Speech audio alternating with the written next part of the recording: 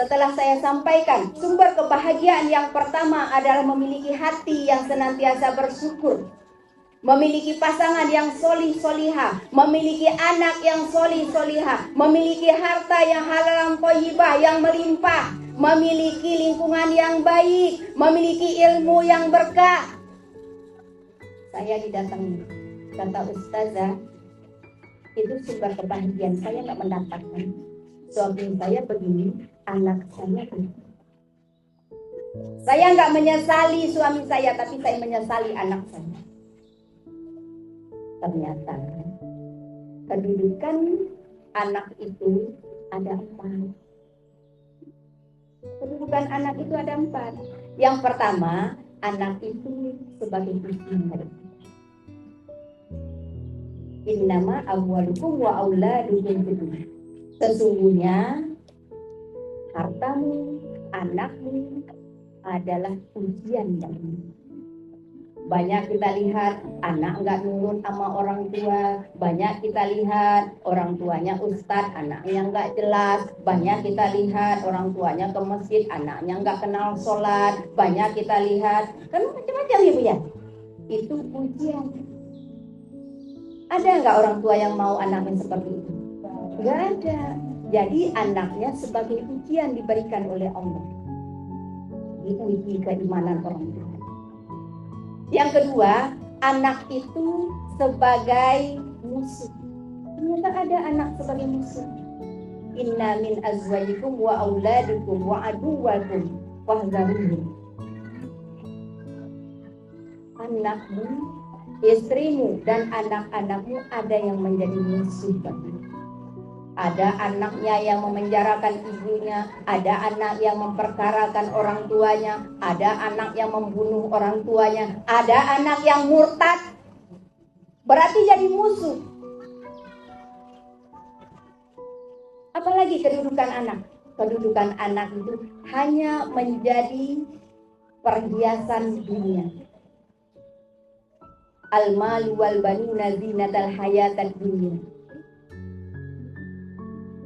Hartamu, anakmu, istrimu hanya menjadi perhiasan dunia. Di dunia menyenangkan, tapi nggak nyambung ke akhirat, nggak mengefek ke akhirat. Dan maunya kita posisi anak yang keempat, anak yang qota'in.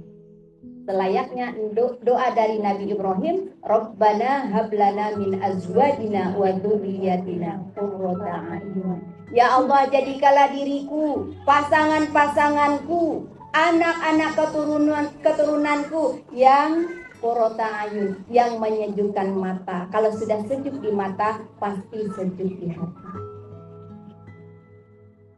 Jadi jangan kaget Bu, kita ngatain ibu sih kurang sedekah, ibu sih kurang sabar, kenapa anaknya seperti ibu nggak didik anak ibu, giliran anak orang diajarin, anak sendiri enggak. Itu kata kita, sebenarnya itu ujian yang Allah berikan kepada kita. Jangan sekali-kali kita ngomongin orang, ngomongin keburukan orang, apalagi kita lagi dikasih nikmat oleh Allah. Kalau nikmat diberikan oleh Allah kepada kita, belum tentu kita mampu untuk bersyukur. Tapi kalau musibah yang diberikan oleh Allah, maaf, orang yang memiliki anak seperti itu, yang tidak menyenangkan, anak yang jadi ujian, bahkan musuh, dia bisa lebih dekat kepada Allah. Gak mungkin dia akan ngomongin anak orang. Beda dengan orang yang dapat nikmat.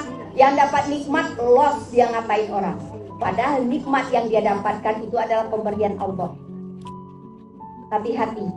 Dan Rasulullah mengatakan, apa yang kita sampaikan tentang keburukan seseorang, maka kita tidak akan mati sebelum kita ngalamin hal yang sama.